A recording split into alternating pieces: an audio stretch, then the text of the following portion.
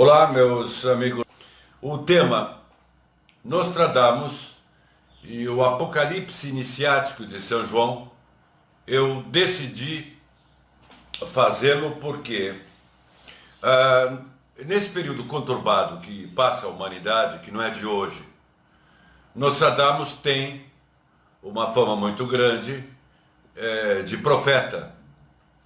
Mas na realidade eu gostaria, além disso, de abordar esse lado, aspecto importante das centúrias de Nostradamus, mas eu queria, en passant, falar uma breve história de Nostradamus. Muito obrigado pelos positivos, muito obrigado pelos corações, enfim, muito obrigado a todos aí, muito obrigado. Então, Nostradamus, ele do outro lado, um médico, nasceu na França, e ele, quando ele concluiu os 3 anos de medicina, o seu bacharelado, a grade curricular, no caso, era totalmente diferente que a grade curricular de medicina hoje em dia. Então, Nostradamus, ele concluiu os 3 anos de medicina e recebeu o seu bacharelado.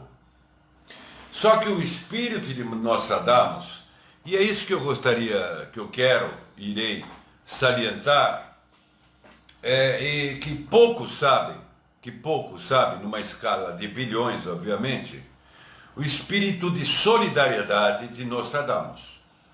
Nostradamus, quando concluiu os 3 anos, eu repito, a grade curricular, o tempo de medicina na época era diferente de hoje.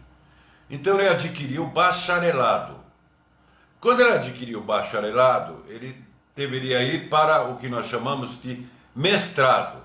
Mas ele já era um médico, porque ele tinha adquirido, na grade curricular da época, bacharelado. Hoje não, nós sabemos que o curso de medicina, em média, são 6 anos, depois residência e também as devidas especializações. Então vocês coloquem aí uns 10 anos aí no curso atual de medicina, atualmente, já há algum tempo.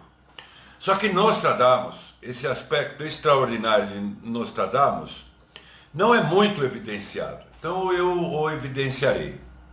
Nostradamus, quando concluiu essa fase do curso que ele tornou-se um médico, repito, bacharelado,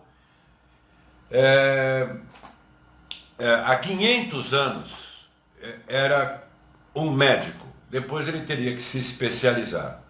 Ok? Pois bem, ele decidiu-se ir para o interior da França, curar, trabalhar, atender todas as vítimas da peste negra. E fazia de graça. Nostradamus, ele se envolveu praticamente na região da França e foi curar pessoas que eram vítimas da peste negra. Então, Nostradamus queria ajudar. Então, quando ele foi, ele obteve curas extraordinárias, ele tinha uma visão, vamos dizer assim, quanto a medicações. Ele era contra, naquela época, sangria, porque se faziam sangrias, o que ocasionava revolta da parte dos médicos de até então. E Nostradamus se sacrificou muito. Ele se embrenhou na França durante a peste negra, que saía purulência do corpo dos acometidos desta peste. Então ele simplesmente se sacrificou, ele se envolveu. E isso é espírito de caridade. Nostradamus teve isso. Foi herói. Ele lutou, ele tinha uma coragem extraordinária e ele sempre se superava. Então, esse aspecto da história de Nostradamus pouco se observa. Eu repito, ele, quando concluiu o seu curso de medicina, que eu não vou repetir novamente como era a grade curricular do curso de medicina, está no início da live, ele, ao invés da especialização, ele foi para a França toda, a modo de falar, que estava num surto da peste negra, que era fatal, e ele quis curar os doentes. De graça. Então, esse lado do Nostradamus, este lado mais que humano, ou humano de fato, o real humano, pouco se menciona. E ele tinha muita coragem, porque ele enfrentava vilarejos impregnados pela peste negra, curava as pessoas, não tinha medo de pegar a peste negra, vamos dizer assim, uma forma simples de se colocar, e passou boa parte daquele período dele embrenhado, curando as pessoas. Ele era o médico. Então, ele de fato era um alto ser humano. Por aí dá para se depreender o porquê das suas faculdades suprafísicas. Ele era de fato um grande iniciado. Ele ia curar as pessoas. E aí ele toma fama como profeta, mas esse aspecto importantíssimo de Nostradamus, muitas pessoas não sabem, embora estejam registrados nos anais da história universal, da história oficial. Então ele se envolvia, ele curava as pessoas e não cobrava absolutamente nada. Este foi Nostradamus. Nostradamus é um termo, é um nome, o nome dele é francês, só que foi adequado ao latim. E justamente, eu repito, as pessoas focam muito nas centúrias, óbvio, mas não vê esse lado. Então Nostradamus não foi um indivíduo extremamente capacitado de observar as coisas por visão remota da época, à toa, porque era um grande iniciado. Imaginem a pessoa concluir o curso de medicina e, ao invés de sair ganhando dinheiro, que é o normal, fez um curso, vai tratar das pessoas e vai receber imediatamente. O espírito humanitário, solidário de Nostradamus era tão grande que ele quis curar os doentes e boa parte dos doentes que não tinham a mínima condição de pagá-lo.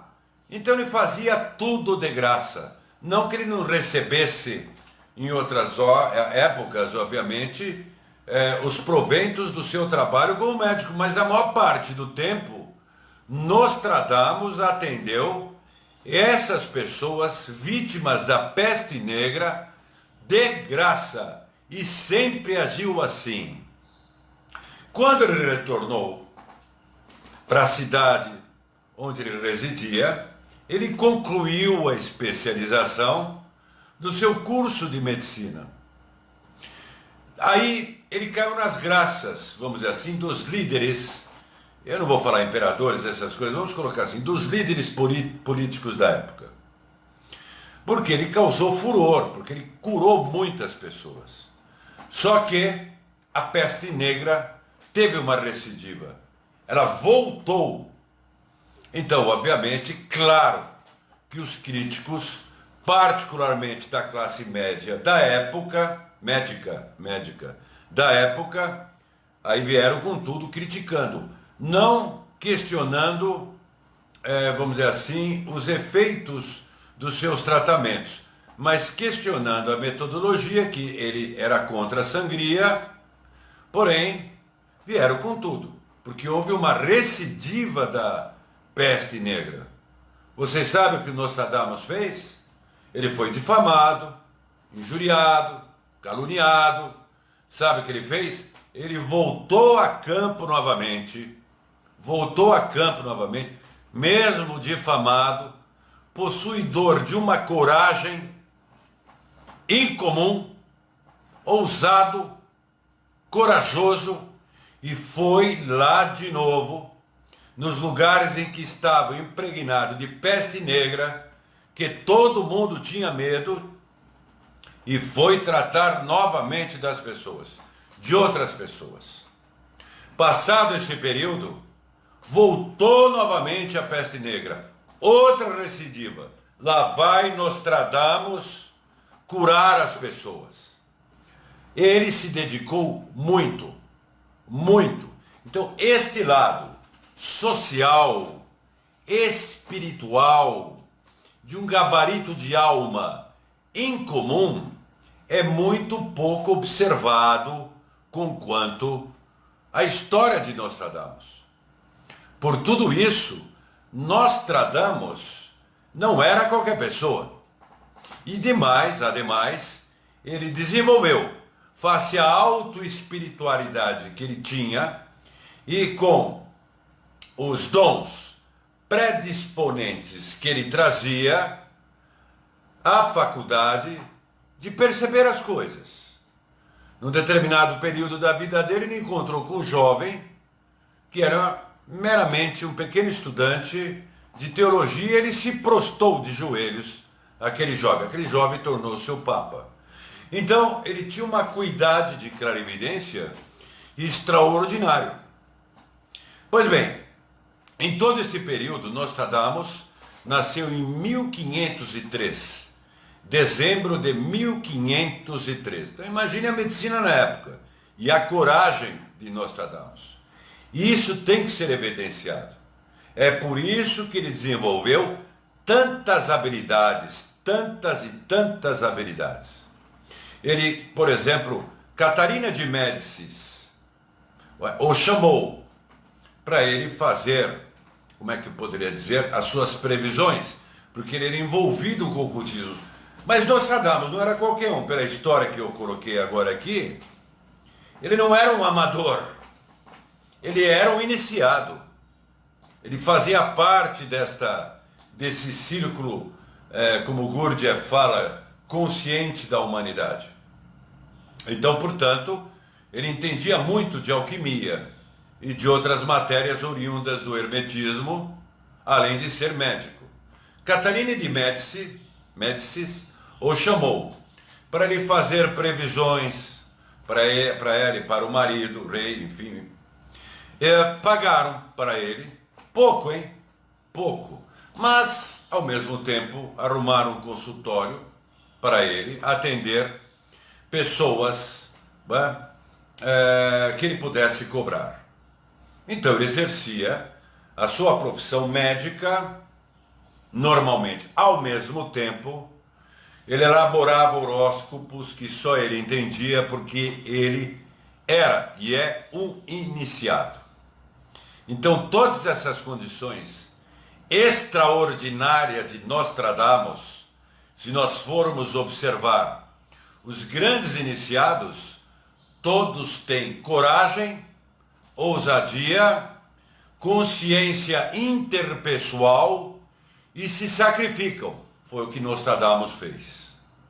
Foi sem medo algum de ser infectado pela peste negra. Pois bem, Nostradamus, neste período, ele começou a estudar através da sua percepção, tinha os instrumentos, e ele começou a escrever um almanaque. Neste almanaque, ele colocou as centúrias. As pessoas confundem centúrias com algo de, como é que eu poderia dizer, de 100 anos, de um século, de uma medida de século. Não, não. As centúrias eram quadras em cada página, e no total dava 100, por isso centúrias. Então cada página com as quadras das previsões de Nostradamus eram 100. Então ele fez várias centúrias, 100 em número de 100. Nostradamus, em função do que eu já disse no início da live, mostrando o grande gabarito de alma dele, de bobo não tinha nada. Porque ele escrevia centúrias em um termo que é muito usado hoje em dia, utilizado hoje em dia, criptografado. Então ele escrevia em francês provençal, em latim, em italiano, em grego. Ele misturava de propósito. Ele misturava. As coisas mais evidentes das centúrias, o que poderiam chamar uma atenção imediata, ele deixava um pouco mais claro. Mas a maior parte das centúrias são criptografadas em uma mescla. Então, para quem estudar Nostradamus, quando interpreta como estão nas centúrias transliterados do francês, não está de todo claro, porque tem que entender muito de linguística. Porque, repito, ele escrevia em francês provençal, italiano da época, latim e grego. Ele fazia de propósito. Muito que bem. Nesse desenvolvimento dele, ele perdeu a mulher e perdeu o filho. Então ele passou por duras provações. Duras e duras provações. Nostradamus, antes de partir, ele casou-se, e ele teve um final de vida estável, que ele continuou a trabalhar. Ele partiu porque ele foi acometido por gota e deu hidropsia. Então ele já percebia, como médico que era, que ele tinha chegado ao fim. Então ele chamou o padre, imaginem, ele chamou o padre para dar a extrema-unção e falou para o padre: amanhã eu não estarei mais aqui. E o que ocorreu? Foi o que ocorreu. Ele tinha percepção de tudo que estava ocorrendo e por gota na época era difícil de ser tratado, evoluiu para a hidropsia. Pois bem, voltando às centúrias, nós temos pontos que eu queria deixar convergente com quanto ao Apocalipse de São João. Muitas das centúrias são, como é que eu poderia dizer, simbólicas. Porque Nostradamus, pela história que eu contei do início da vida dele aqui nesta live, Nostradamus, nos seus escritos, colocavam muitas coisas simbólicas com quanto ao desenvolvimento interior do ser humano. Ele era um grande alquimista, além de médico.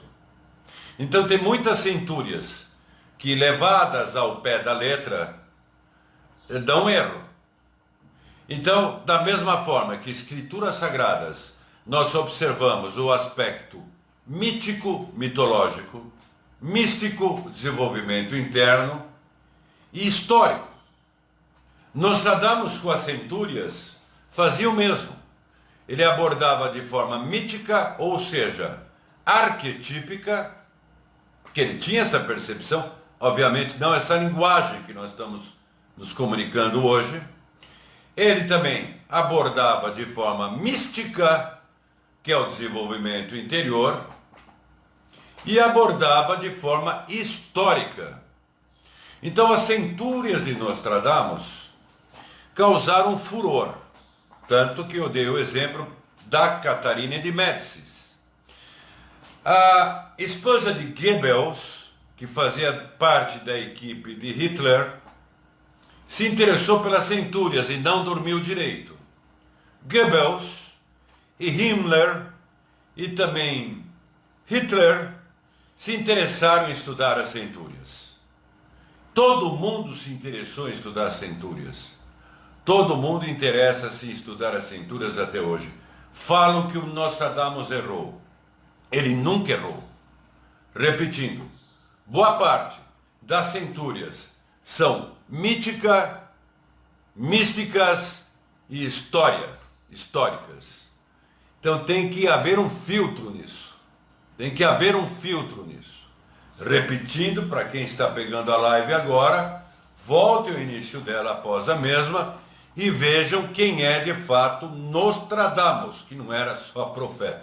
Era um médico que se sacrificou, estou repetindo, corajoso, que antes de se especializar, se embrenhou-se dentro da França, de graça, para combater a peste negra, curar as pessoas sem cobrar nada. Teve várias recidivas da peste negra, Nostradamus enfrentou, perdeu a esposa, perdeu o filho, continuou, foi difamado, caluniado, mas ninguém o derrubou. porque era um gênio e é um grande iniciado. Este aspecto de Nostradamus tem que ser muito evidenciado. E quando falam que ele errou, ele não errou. Interpretaram erroneamente. Muito que bem. Tem uma das quadras das Centúrias, vamos falar aí, em que, em 1999, está lá, iria vir um grande rei do terror. E aí as pessoas interpretaram como o fim do mundo. Ora, o que ocorreu em 1999? O conflito de Kosovo, na antiga Iugoslávia, que foi um verdadeiro inferno. Entrou OTAN, entrou tudo, foi quando começou a dividir a Iugoslávia. Aquilo foi um caos na Europa.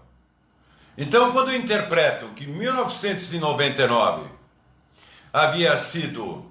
ia vir o final do mundo, na verdade era um conflito de grandes proporções na Europa.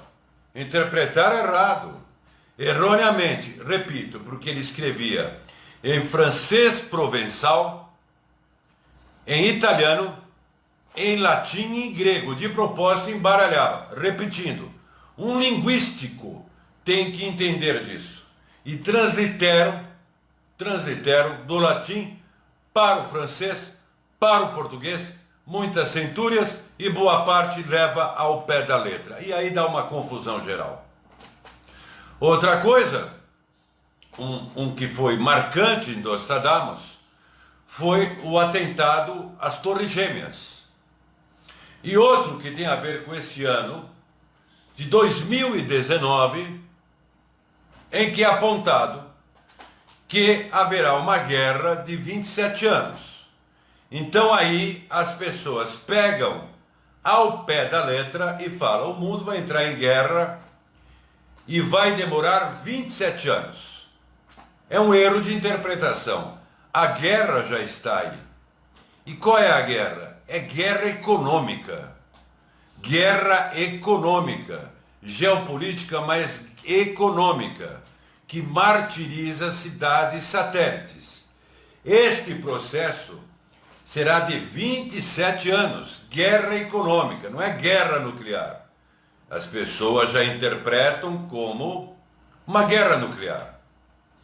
Eu poderia ler o que eu separei. Primeiro eu quis falar, não é? E agora fundamentar com quanto essa passagem das centúrias. Eu irei ler.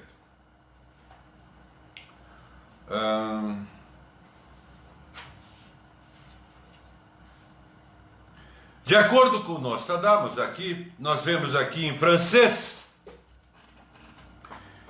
o céu arderá a 45 graus.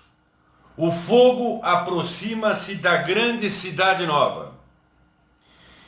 Imediatamente, imensas chamas esparsas saltam. Conclusão que eu escrevi aqui para não esquecer. Adequei a linguagem, porque o pessoal interpreta a maioria das vezes tudo errado, até do latim. Até do latim eles conseguem esse feito. 2 aves de ferro cairão do céu sobre a grande cidade, sobre a cidade nova, a grande cidade nova. Os irmãos gêmeos serão separados. O céu arderá em chamas e haverá o caos. Ora, o que foi isso? 11 de setembro, a cidade nova, Nova York. 2 pássaros de ferro, não? Aí nós vamos aqui para pegar a parte que eu havia dito, que eu havia separado a centúria aqui. Está aqui. 2019. O mundo aproxima-se de seu período final. Saturno novamente se atrasará em seu retorno. O império tenderá para uma nação negra. Ou seja, aí quando o pessoal traduz aqui para o inglês, aí fica pior, porque o termo é brown. Brown não é negro, é castanho escuro. Castanho escuro. Ora, Esses 27 anos, castanho escuro, Brody, e não tem nada a ver negro aí, Brody. Então, mais um erro de transliteração do latim, do grego, e aí do francês adequam erroneamente em francês, utilizam em francês um termo em inglês e interpretam em português. Mas fica difícil assim, concordo? Fica difícil. Nostradamus é um estudo de anos. É o estudo da própria evolução humana e do ser humano. Então temos outra aqui. No ano, esse que eu acabei de falar, no ano de 1999, e 7 meses do céu virá o grande rei do terror. Trará de volta à vida o grande rei dos mongóis. Antes e depois a guerra reina sem peias. Sem peias. Muito que bem. Isso daí foi Kosovo. Então, repetindo, falei aqui a história resumida de Nostradamus, de tudo que ele fez. Eu espero que seja bem considerado o início desta live, para não vê-lo apenas como um profeta. Não. Ele era um médico auto-iniciado e criptografava todas as centúrias. E as pessoas interpretam erroneamente em sua maioria. Agora tem uma parte de Nostradamus que ela é emblemática. E aí ele dá a chave para tudo isso que eu expus. Tem um texto de Nostradamus, do inglês, vai para o francês, volta para o inglês, que chama-se Confissões, intitulado como Confissões. Estão nas centúrias. Então está aqui. Talvez preste bem atenção nesse texto, porque esse texto é uma chave para o trabalho sobre esse aspecto de visão remota de Nostradamus. Talvez se possa dizer, olhem só, talvez se possa dizer com justeza que existem 3 tempos. Imagine que ele está escrevendo isso por volta de 1550, um pouco antes. Repito, ele nasceu em dezembro de 1503. Associem a linguagem atual. Talvez se possa dizer com justeza que existem 3 tempos. Um tempo presente de coisas passadas. Olhem só, um tempo presente, oriundo da onde? De coisas passadas. Um tempo presente de coisas presentes. E um tempo presente de coisas futuras. Um tempo presente de coisas passadas, um tempo presente de coisas presentes e um tempo presente de coisas futuras. Pois, se esses 3 tempos, de alguma forma, não coexistissem na alma, eu não os poderia ver. Então, uma pequena pausa nessa parte das centúrias confissões.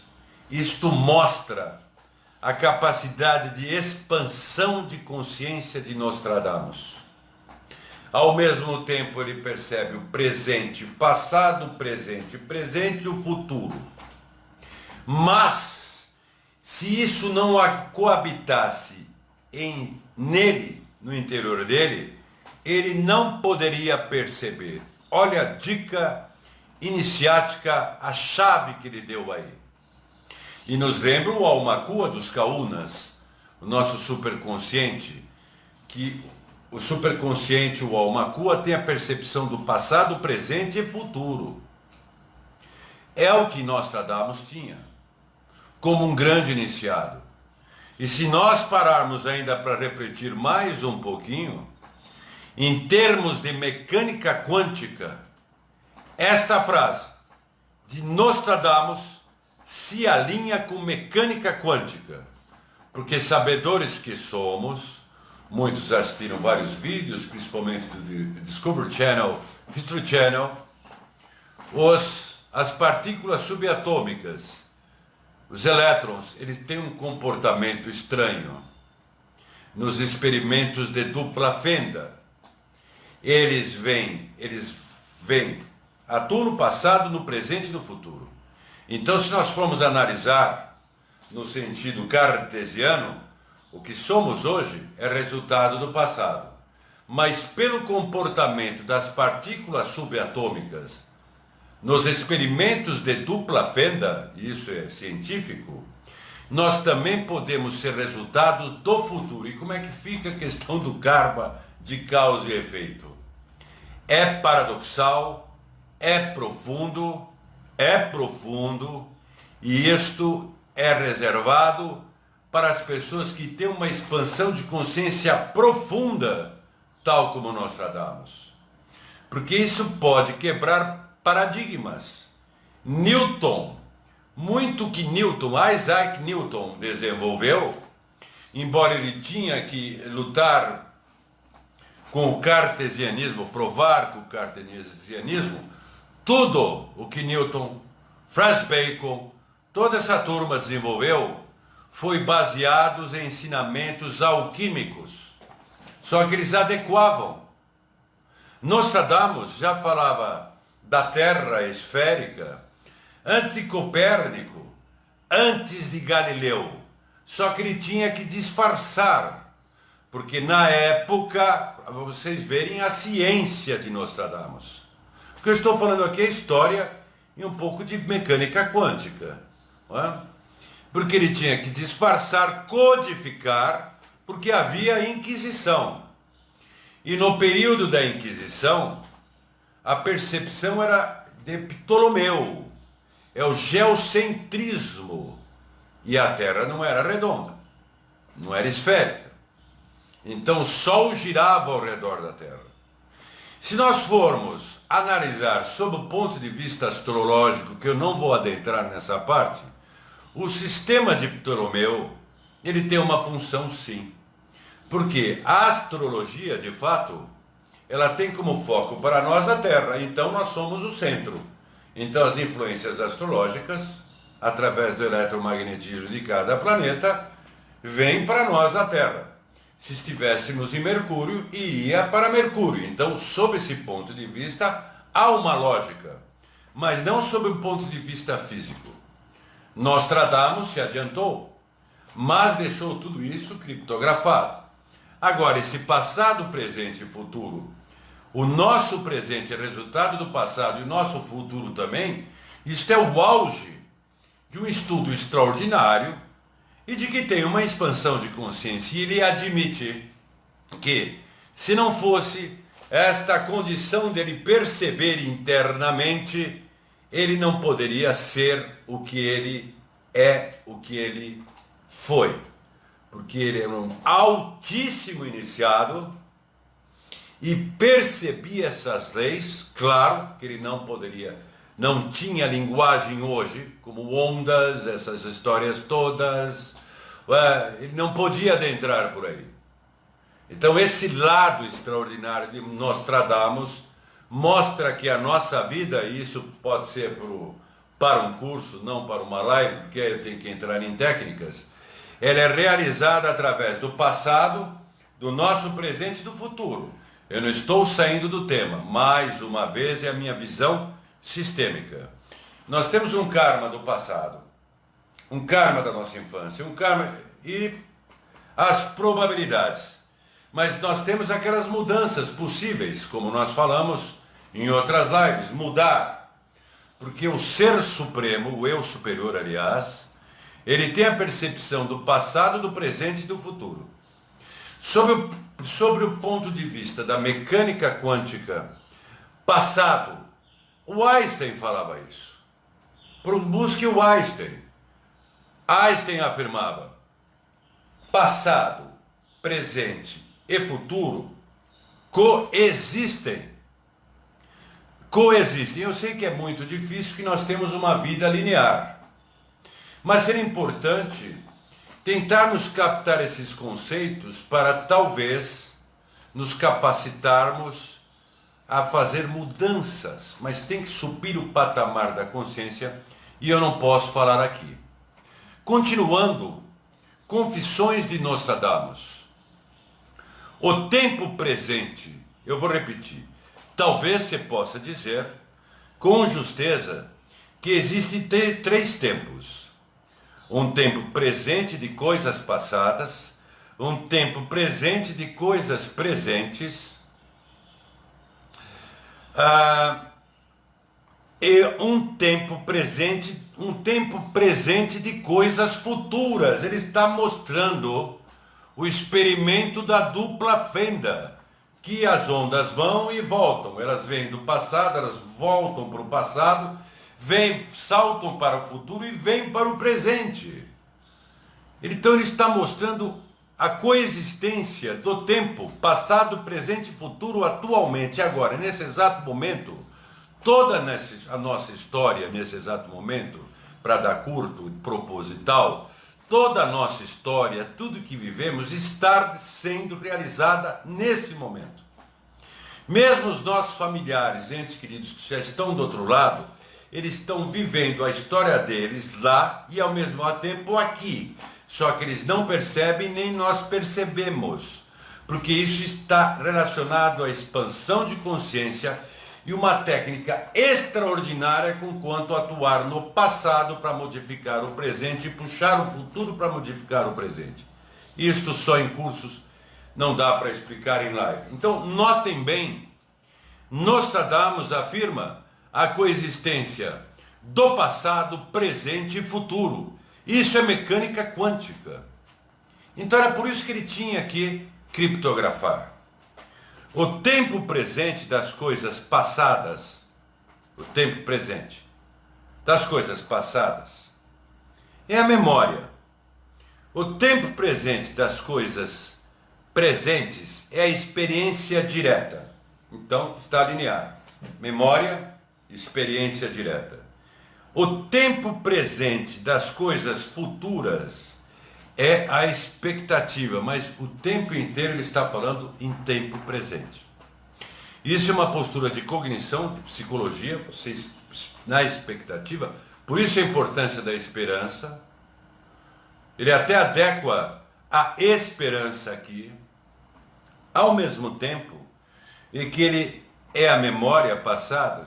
Então nós temos o registro acástico, muito estudado, como nós já falamos, por Erwin, vamos ver, Laszlo e outros tantos grandes filósofos extraordinários, que nós podemos ter os registros acásticos, mas dentro desses registros acásticos pode estar ocorrendo novas presenças, novos presentes, tudo simultaneamente.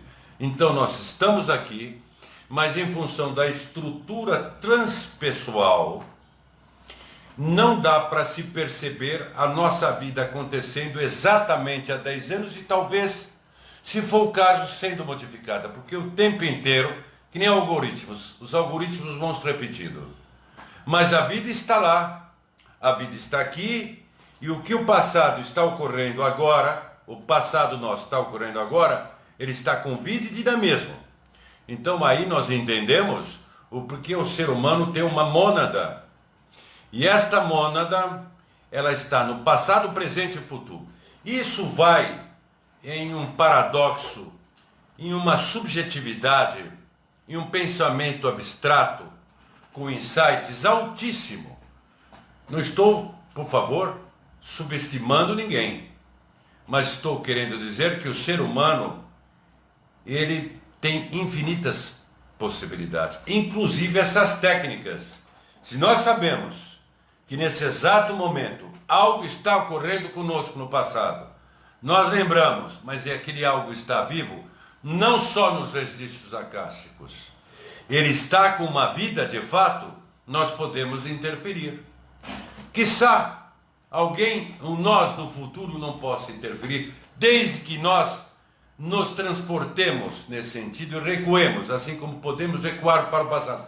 Isso é o que o Stephen Hawking de outra forma falava. O porquê que as pessoas do futuro não vêm? Porque o dia que elas vierem, elas não se mostrarão como sendo do futuro, por uma adequação, mas nós podemos estar no futuro, trazer a experiência do futuro aqui e mudar. E nós podemos estar aqui, sabedores que tem uma vida nossa, individual, viva, consciente, no passado, agindo e repetindo as mesmas experiências, mas nós podemos interferir lá e mudar aqui e lá. Por que que isso não é fácil? Porque isso está guardado a todo um trabalho de expansão de consciência e superconsciência, da qual tem que haver uma estrutura. Isso sim eu vou investir em meu trabalho profissional, porque nós temos que empurrar tudo isso. Isso não é uma utopia. Nostradamus tinha consciência disso tudo.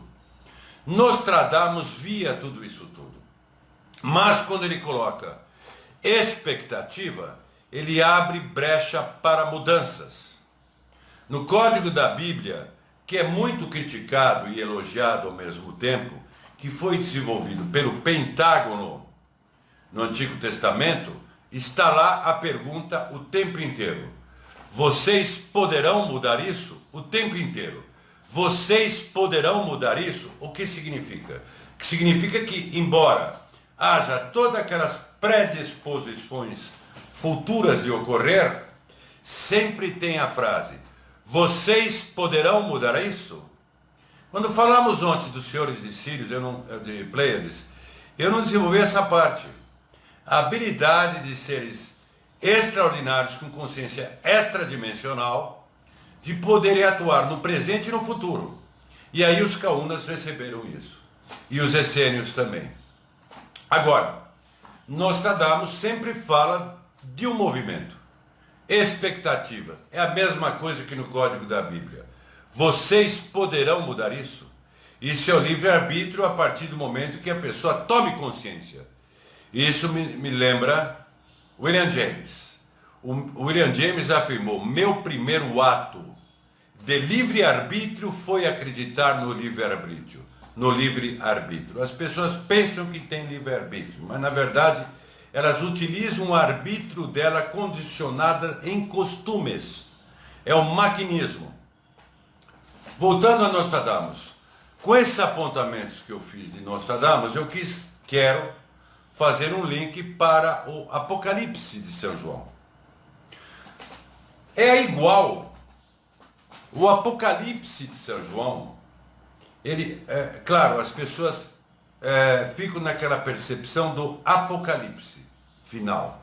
É a escatologia, o apocalipse. Mas na realidade, em primeiro lugar, apocalipse, como todos sabem, significa revelação. Então, da mesma forma, São João está lá. Parte mística é interior, como Nostradamus colocava, parte mítica e parte histórica. Pela parte histórica, da mesma forma que Nostradamus também mostrava essa parte histórica, nós de fato vemos sinais. O que está acontecendo com estruturas familiares, o que está ocorrendo com o ser humano do jeito que está, tudo que nós estamos vendo no mundo, a ressonância Schumann rápida, os desencontros de comunicação, a desvalorização da vida e, um outro lado, a valorização da vida. Nostradamus valorizava a vida. Valorizava. Ele tinha coragem e foi cuidar lá da turma de peste negra com muita coragem, sem ganhar um tostão. Nós estamos vendo os reais. Embora o que eu estou falando aqui, eu repito, ninguém é obrigado, por favor, a acreditar. Fica do critério de cada um e eu respeito, desde que se contraponho com elegância. Mas eu não posso, como eu disse sempre, impor aquilo que eu acredite. Eu estou simplesmente transmitindo o que eu acredito. Os distúrbios climáticos são reais. E eu não vou entrar nesse subsistema aí, porque já entrou em ideologias. Mas eu não vejo como uma ideologia. O ser humano, este que está nesta linha de desenvolvimento iniciático, de desenvolvimento transpessoal, por mais difícil que seja, porque nós temos os nossos desafios diários da vida do dia a dia, nós temos que subir o patamar e olhar de cima, do macro, porque se nós nos envolvermos com o maquinismo que nós estamos vendo hoje, nós também entramos em looping. E não temos que entrar em looping. Então nós estamos vendo disfunções reais, disfunções essas que até o Nostradamus sinalizava para as questões geológicas, e não só sobre o aspecto físico, mas o aspecto sutil e psíquico. Então em Apocalipse mostra tudo o que está ocorrendo, com quanto à parte social, com quanto a relacionamentos interpessoais, com quanto à necessidade do desenvolvimento da consciência interpessoal, e também os sinais dos céus. Os sinais dos céus não podem ser os UFOs, pode ser toda uma cosmogonia que ainda não se tem a devida, como é que eu poderia dizer, compreensão. Pode ser os devas, é uma somatória. Isso ficaria para outra live um pouco mais diferenciada. Mas o Apocalipse, ele mostra, no aspecto histórico, isso. Apocalipse significa revelação, como eu falei. Eu estou sendo didático, por isso que eu estou falando lentamente. Todos, claro, entendem. É que se eu falar rápido, vira uma confusão de temas.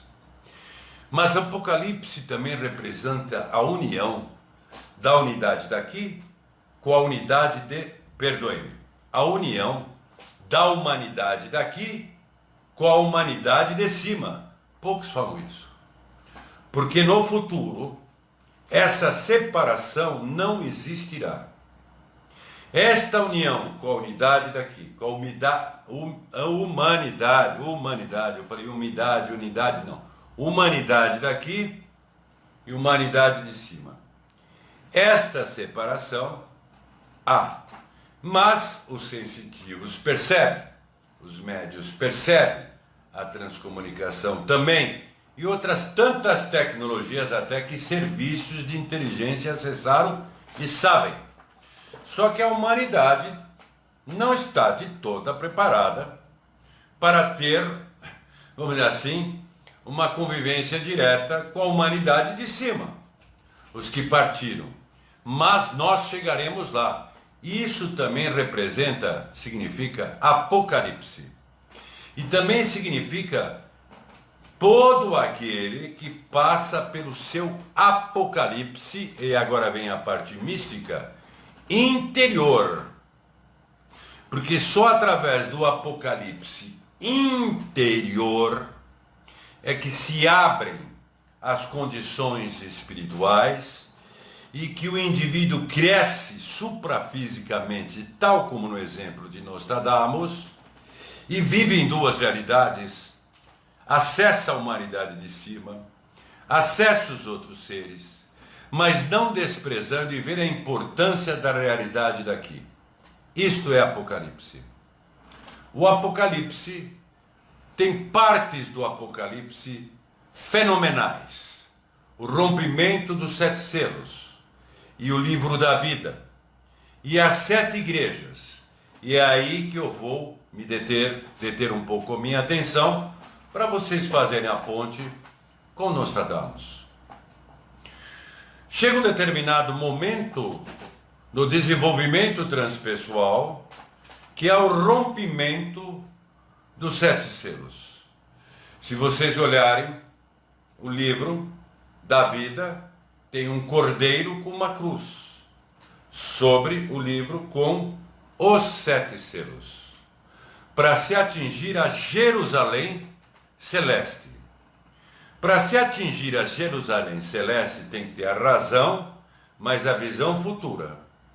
E construir pontes, conexões. Quando o indivíduo o Cristo, porque o Cordeiro de Deus que veio limpar os pecados do mundo. Porque Cordeiro de Deus. Porque no passado, a humanidade, e até hoje, botava o coitado do bode no deserto.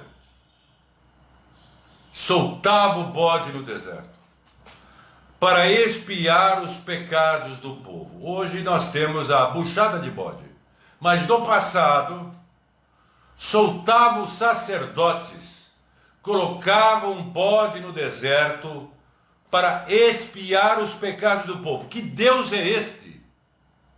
Está havendo algo de errado aí. Má interpretação dos textos sagrados.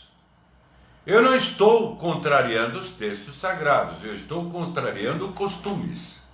Da mesma forma que tinham regras de higiene extraordinárias. Mas colocar o coitado do bode ali para expiar os pecados do mundo, dos indivíduos, é demais, né? É demais. E até hoje, muitos animais continuam expiando os pecados dos seres humanos. Tanto que Nostradamus aponta numa das centúrias que a partir de agora, 19, e esse retorno de Saturno, do qual ele falou, astrologia, os seres humanos iriam desenvolver uma habilidade maior de se comunicar com os animais, que é o que está acontecendo. Mas na realidade é o contrário. É os animais que estão desenvolvendo uma consciência interpessoal muito acima dos seres humanos comuns. Me desculpem falar isso, pode ser chocante, mas tem animais, aves, peixes, golfinhos, tudo, que tem uma consciência interpessoal superior ao ser humano comum, muito superior. Então, portanto, aqueles indivíduos que veem os animais como irmãos, vão estabelecendo um vínculo magnético, maior comunicação. Nostradamus falou isso de outra forma. Ele afirmou isso de outra forma. Então, ao invés do bode, botaram o cordeiro. O Cordeiro de Deus que se sacrifica. Enfim, a história vocês já sabem. Mas por que tem um cordeiro sobre o livro da vida e os 7 selos? Porque quem abre os 7 selos é o Cordeiro de Deus. É o eu superior. É o seu Cristo interior. É o seu Deus interior. É o alma-cua que nós falamos. É o superconsciente. Então, quando abre aquilo lá, vem os cavaleiros do Apocalipse. Não estou falando agora sob o ponto de vista exterior, e sim místico. Toda uma guerra interior,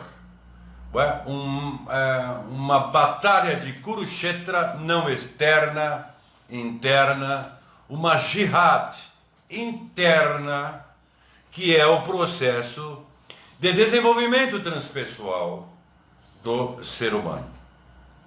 Ao abrir esses 7 selos são os 7 chakras, 7 centros psíquicos, que quem na realidade, com segurança, abre isso, é o nosso Cristo interior.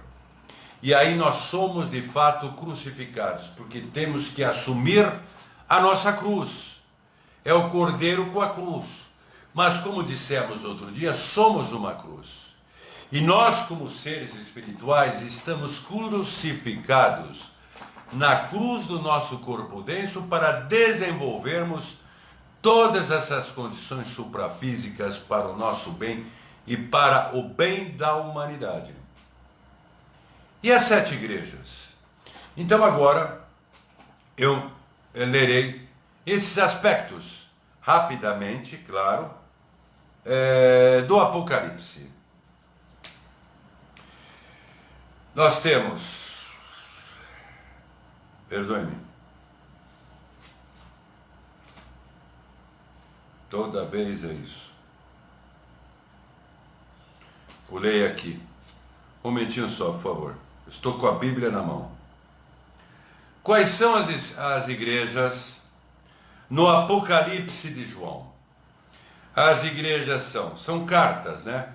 carta à igreja em Éfeso, não precisa anotar, porque está aí na live, vai ficar aí. É uma carta à igreja em Éfeso, carta à igreja em Esmirna, carta à igreja em Pérgamo, carta à igreja em Tiátira, carta à igreja em Sardes, carta à igreja em Filadélfia e carta à igreja em Laodiceia. Essas 7 igrejas, essas cartas às igrejas, nós temos o aspecto histórico, arquetípico e místico. E aí vai, o que nos interessa aqui é o místico. Nessas cartas, para quem estudar e que não é fácil, nós percebemos orientações, porque essas 7 igrejas representam como devemos trabalhar nos 7 selos quando forem abertos. Então, o último selo, que é o coronário, está aqui, rapidamente. Ao anjo da igreja, em Laodiceia, escreve: estas coisas diz o Amém, a testemunha fiel e verdadeira, o princípio da criação de Deus, o princípio da criação de Deus. Conheço as tuas obras, que nem és frio nem quente. Quem dera fosses frio ou quente. Então não é bom ser morno para estar em contato com o seu Deus interno. Assim, porque és morno, e nem és quente nem frio, estou a ponto de vomitar-te da minha boca. Está cheio de gente morna por aí, não é, pessoal? Continuamos. Pois dizes, estou rico e abastado, e não preciso de coisa alguma. E nem sabes que tu és infeliz, sim, miserável, pobre, cego e nu. Por quê? Porque esta existência é temporária. Não está se vendo o real sentido da existência. Quando depois de uma determinada fase da vida começa a se perceber. E aí percebe-se que uma série de coisas não garante o significado de vida.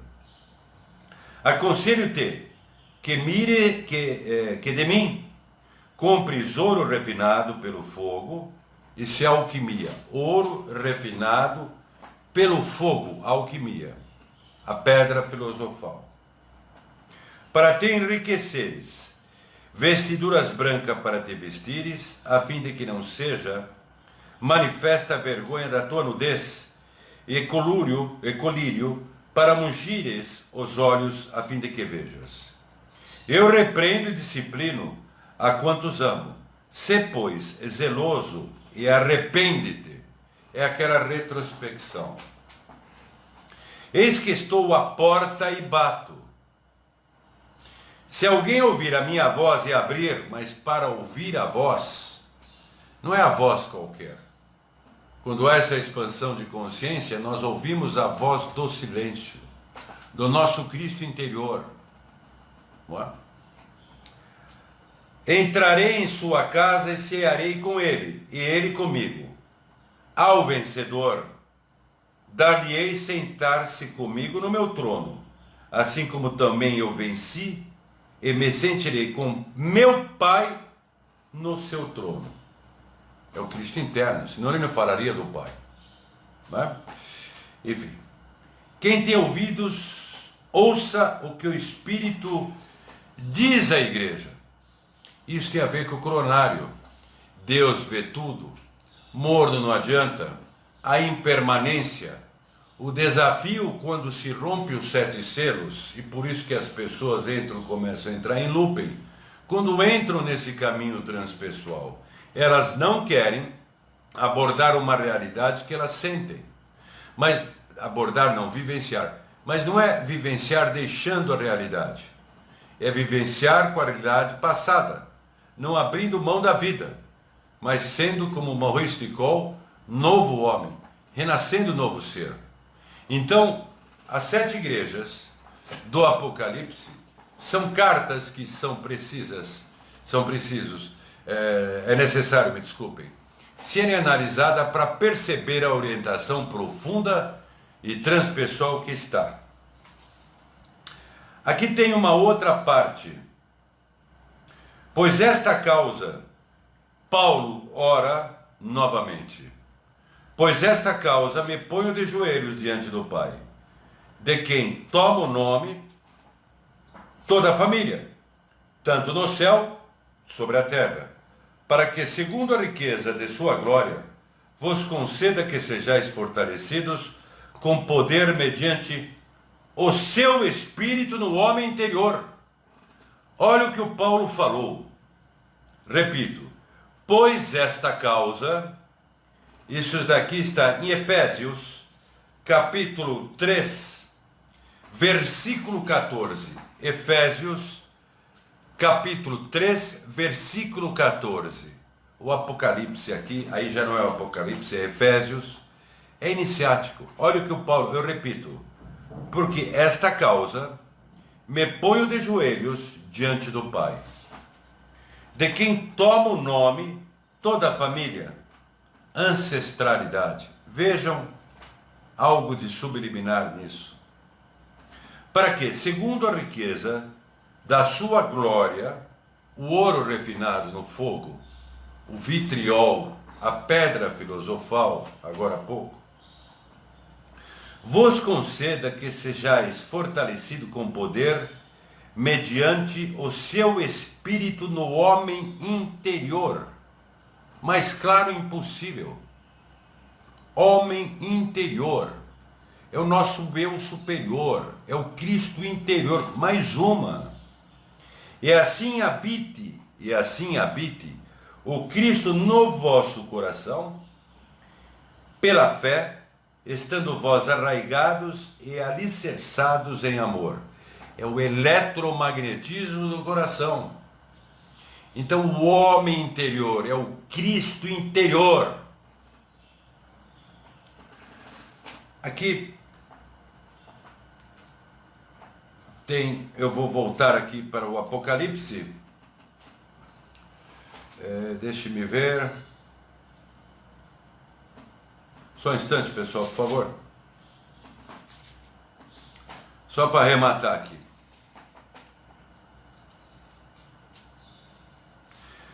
A visão do livro selado com 7 selos, e a do cordeiro. Vi na mão direita daquele que estava sentado no trono um livro escrito por dentro e por fora, de todo selado com 7 selos.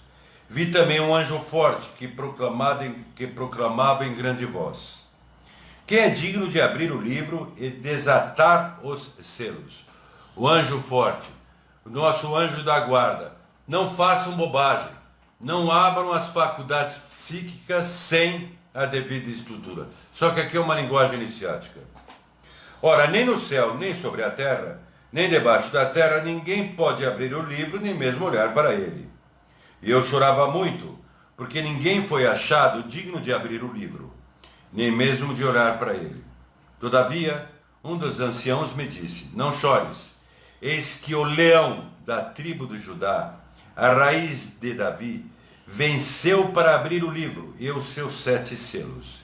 Então vi, no meio do trono e dos 4 seres viventes, entre os anciões, os 4 querubins, o tetragramaton, os 4 elementos, simbólico isso, de pé um cordeiro como tendo sido morto.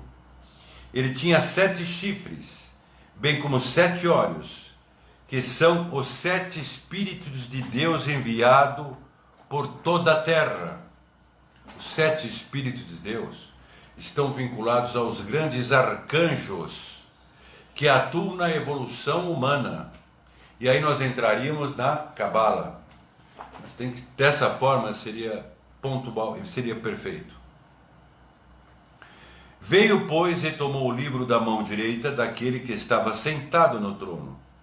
E quando tomou o livro, os 4 seres viventes e os 24, e aí tem um símbolo importante, anciãos, prostaram-se diante do cordeiro, tendo cada um deles uma harpa e taça de ouro, cheia de incensos, que são as orações dos santos.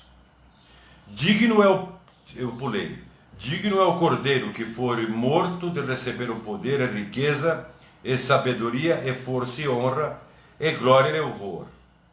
Então ouvi que toda criatura que há no céu, sobre a terra, debaixo da terra e sobre o mar, tem muito aí, e tudo que há neles estava dizendo: aquele que está sentado no trono e ao cordeiro, seja o louvor e a honra e a glória e o domínio pelos séculos dos séculos. E os 4 seres viventes responderam: Amém. Também os anciãos prostaram-se e adoraram. O trabalho do Cristo, do Joshua, e mostrando através de São João o processo do rompimento dos selos, que só ocorrerá quando o Deus interno, o Espírito interno se manifestar. E quando se rompe os 7 selos, o que o pessoal gosta, as faculdades suprafísicas surgem, mas com uma estatura espiritual incomum, para ajudar a evolução deste planeta. O nosso planeta, de acordo com a astrologia, nós passamos pelo retorno de Saturno, temos Plutão, temos o Saturno voltando, regredindo, como nós falamos em outras oportunidades, muito en passant. Ele passa por um momento de vários tipping points, climáticos, geopolíticos e econômicos. Tudo isso virá mais. Este mês de setembro, até o final deste mês de setembro e outubro, nós, para variar, testemunharemos várias e várias coisas.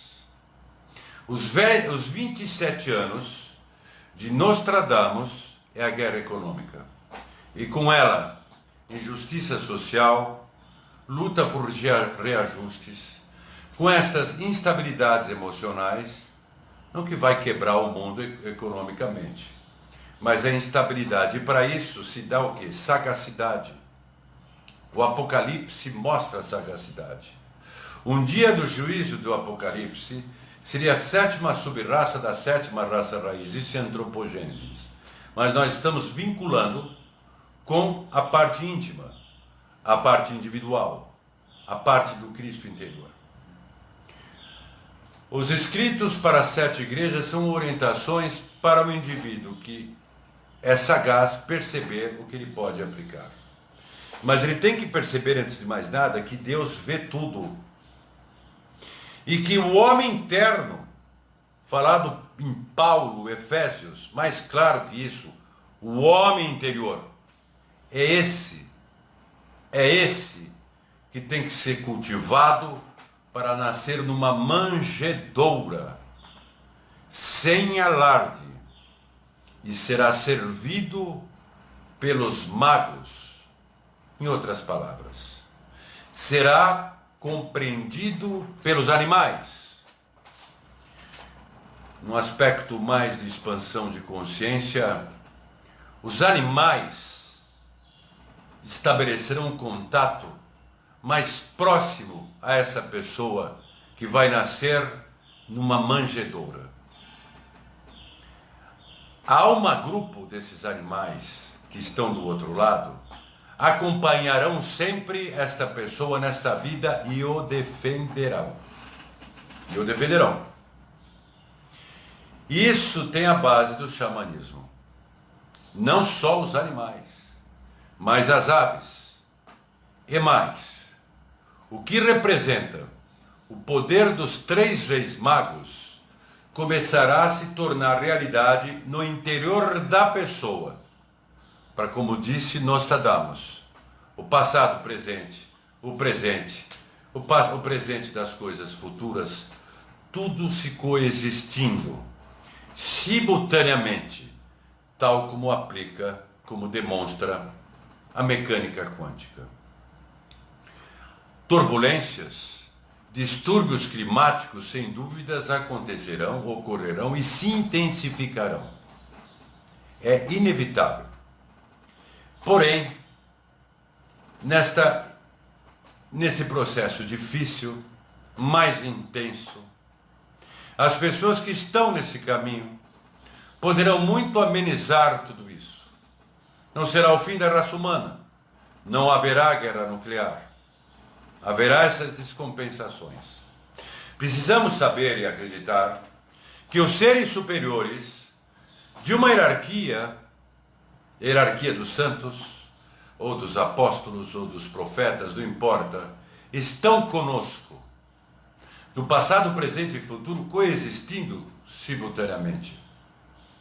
E também seres outros, é que não podemos ver, e que Apocalipse, para lembrar, representa a união da humanidade, de baixo com a de cima.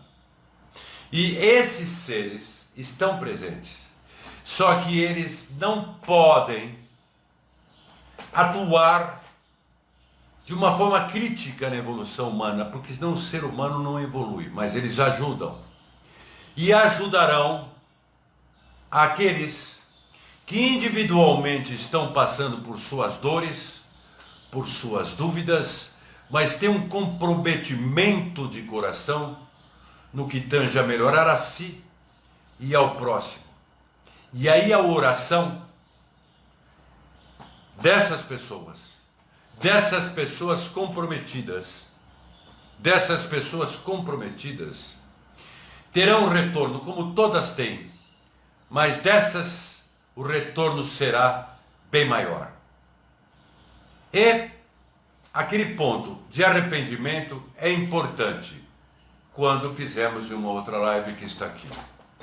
Nostradamus, eu não posso me aprofundar numa live e colocar uma live em 2, 3 horas. Mas eu queria passar as bases e espero que de alguma forma tenha contribuído com algo, mostrando a história de Nostradamus, quem de fato ele foi, o alcance que ele teve para escrever essas centúrias, que é um estudo extraordinário. Eu tenho esses estudos extraordinários, eu não divulgo, e ao mesmo tempo a ponte com o Apocalipse de São João. O Apocalipse, que não preciso ficar repetindo o que estamos vendo por aí, mas o Apocalipse principal, esta revelação interna. E isso nós podemos ter o apoio de pessoas conscientes, não reativas e que estão de braços e mãos dadas conosco e com as nossas almas e esses seres superiores. Eu espero, em uma live próxima, falar abertamente sobre a atividade extraterrestre dos Mahatmas, dos seres superiores, mas com uma outra conotação. Mas não esqueçam de Nostradamus. Nostradamus não foi, não é e nunca será qualquer coisa. É um grande iniciado. Um grande iniciado. Eu agradeço a todos. Repito, não há necessidade de acreditarem no que eu estou falando. É o crivo da razão de cada um. Respeito a crença e linha de pensamento de todos vocês. Peguem isso como parâmetro. Agradeço a todos. Gostaria de fazer um agradecimento que eu faço a Ivani Maria Lucas, uma grande construtora social, né? Sempre preocupada com a questão social. Muito obrigado, Ivani, pelo seu ativismo no sentido de melhorar a vida das pessoas, de reerguer o próximo, assim como todos. Meu muito obrigado. E eu queria desenvolver mais, mas eu não quero deixar o tempo longo. Poderia desenvolver muito mais. Espero que tenha, de alguma forma, agregado. Muito obrigado a todos.